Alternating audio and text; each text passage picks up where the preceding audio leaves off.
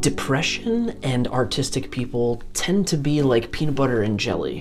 And in this video, I'm gonna break down the 3 reasons for why that is, and also a bonus tip for you artistic people out there that will help you with your own relationship with your depression. Now, before we begin, it's worth noting that we're talking about periodic states of depression here. We're not necessarily talking about clinical depression. That is something that affects anybody. You can be an artist or whatever kind of person, but that sort of chemical and biological imbalance that needs to be treated with medication and stuff like that, that's kind of a whole separate side of depression. Right here, we're talking about the cyclical nature of falling into states of depression. Now, the first reason why artistic people find themselves in states of depression more than anyone else is because they are inherently sensitive people. They are probably more sensitive than the average bear. This is why method actors can cry on command. They can tap into different states of mind relatively easily because they were trained to access certain memories, certain emotions, certain things that they have felt in the past. Another reason why a lot of artistic people are sensitive is based on very similar types of childhood trauma. They were affected by things in a certain way very deeply in childhood, which caused them to have a certain sensitivity and hypervigilance to their surroundings and also to other people. It's typically sort of a trauma response, but it's also kind of like a skill almost. And when we grow up with this type of skill, we don't really know how to turn it off. And a lot of us will go into adulthoods very impacted by the things going on around us, whether it's coming from other people, our environment, just whatever the situation is, we're able to feel it a little bit more than another person, which is why a lot of artistic people tend to be activists. They tend to be more empathetic because they're able to care about things outside of themselves. Not all artists, but most of the time, that's a really big deal for artistic people. And that is really coming from their inherent, natural, sensitive self. Now, secondly, the life cycle of the artist tends to have some pretty extreme highs and lows, and being able to balance that and maintain that and try to live like a normal life is close to impossible, probably. And that's why you have people like Jim Carrey who have spoken out on their depression and what they have to go through. And Jim Carrey famously talked about depression being called deep rest. Like he just needs to recover from what he just did, whether it's being an actor, a character, or a comedian. Like he's portraying himself in a certain way, and that's probably the big highs of that artistic life cycle, is tapping into the character, being on set, doing the movie, figuring it out, even writing the song, coming up with the idea, jamming with the band, figuring out. The lows are kind of like when the party's over, when tour is over, when the movie has wrapped, when the whole project sort of ends. It can lead to some pretty low lows, because it causes a lot of artistic people to question their identity. It's like, well, what do I do now? What home do I go back to? Where do I go? Slash, I think from Guns N' Roses, Slash talked about, I love touring because I was actually able to eat and sleep and be somewhere. It was when they were done touring where he realized, oh my God, I'm homeless. I have nowhere to go. I don't know what my identity is outside of being an artist and a showman. And I think that's something You know, you go from making movies or films, or if you're an actor on stage, or if you're a musician on stage, or if you're, you know, any kind of artist coming up with material as a comedian. That's kind of the highs, is when you feel like you're onto something and you're crafting that new piece of work. And then that spans all the way into the show, you know, where we get to let other people in to observe stuff. That's usually where the highs kind of end. Even sometimes the show can be an own kind of low, because it can be very underwhelming or disappointing experience, because we have all of these highs and, you know, all of this potential and expectation that artists put on certain things. If it doesn't meet that, it can tend to be a really dramatic low. And you know, something that Chester Bennington also talks about is he talks about his brain being a bad neighborhood.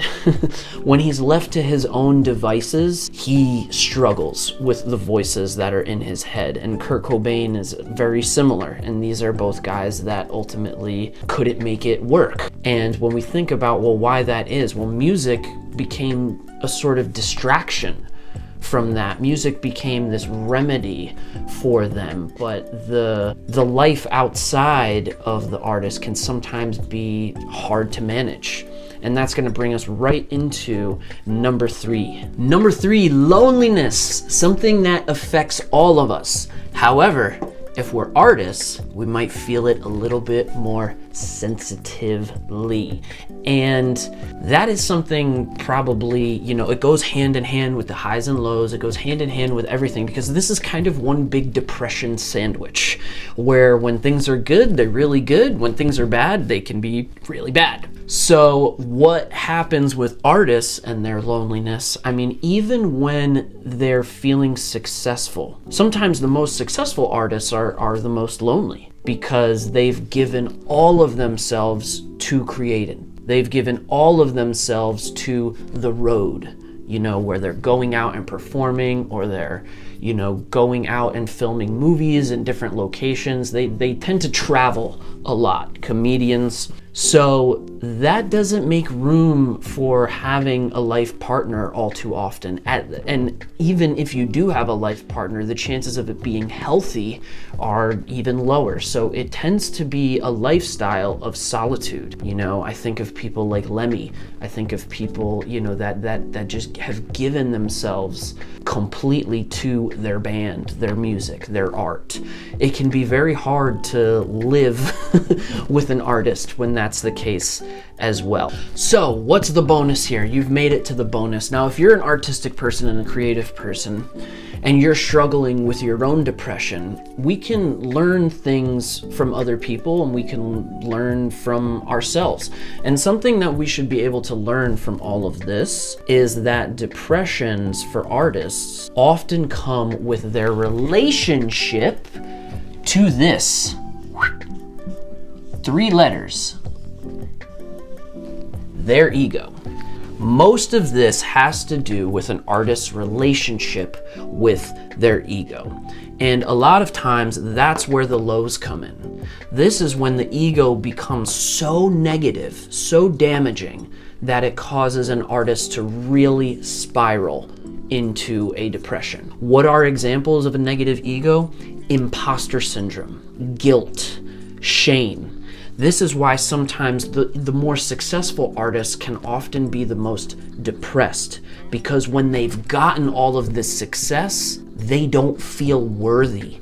Their ego is telling them that they are an imposter, that they don't deserve this, that they should be ashamed, that they should feel guilty for how lucky they are, because there are other people that are struggling. They really feel sensitive to other people's struggles. And when other people are struggling and they're so successful and everybody wants to be them, it's pretty much reflecting this idea that you should feel great about what you're doing. But when the voices in your head that are coming from your negative ego are telling you you're not good enough, that's when you have this real conflict of interest. You have this real, you know, devil and angel on your shoulder. You have this real imbalance of voices in your head. You have the voices coming to you telling you you're so great. You have the voice in your head that's telling you no, you're not. So what do you believe?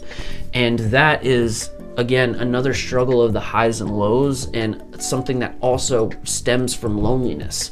I mean, think about, times where you feel lonely and the type of thoughts that you get. That can be damaging in itself. Now, if you attach any of these other things onto it, let's say creative burnout. Burning out and exhaustion is a huge trigger for artistic people. Let's say they're on the road 8 months out of the year. They're not sleeping in the same bed more than one night at a time. That's exhausting. And when you come home at the end of all of that, you're exhausted. So that can tend to put you in that deep rest that Jim Carrey talks about, where it's like, I can't do anything right now. I don't know who I am anymore. I've been conditioned to live a certain way, and now I have to completely change my identity and change my living situation. That is not easy. So in order to manage our negative ego and the thoughts that come from it, we have to be aware. We have to be aware of these things that can trigger our depression. We have to be aware that our ego, our false self, that's not who we truly are. It's how we think of ourselves. Our ego is designed to keep us safe. And oftentimes our ego is designed to keep us in survival mode. And that can really be something that holds us back. It can really be something that is damaging when it comes to depression, because our ego is telling us to quit. Our ego is telling us that this is not good enough. Our ego is scared and in fear that we are not able to sustain the lifestyle that we are living.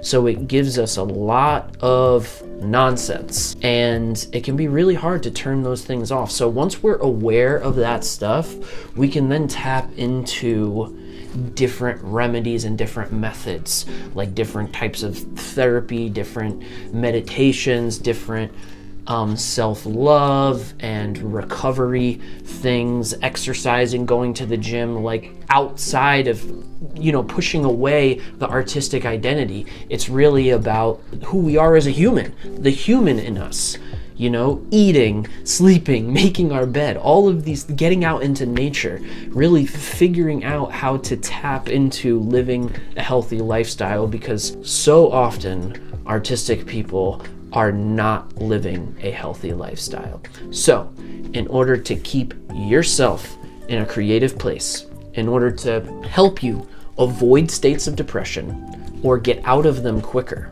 you have to be aware of these types of things. This is kind of the life cycle, the depression cycle of the artist. Now, if you're in a place where you need something to improve your mental health, raise your vibration, check out this video I put out a little while ago. These are 3 things that you can start doing right now to help get you out of a rut and put you on a path where you are thinking more positively and doing better. And if you're an artist and you feel unsuccessful, you feel unfulfilled, check out this video I put out recently. This is about how to attract success in your life. Really, if you're an artistic or creative person, your success has to come from within. Because remember, even the most successful people can be the most depressed. I'll see you in those next videos. Stay creative.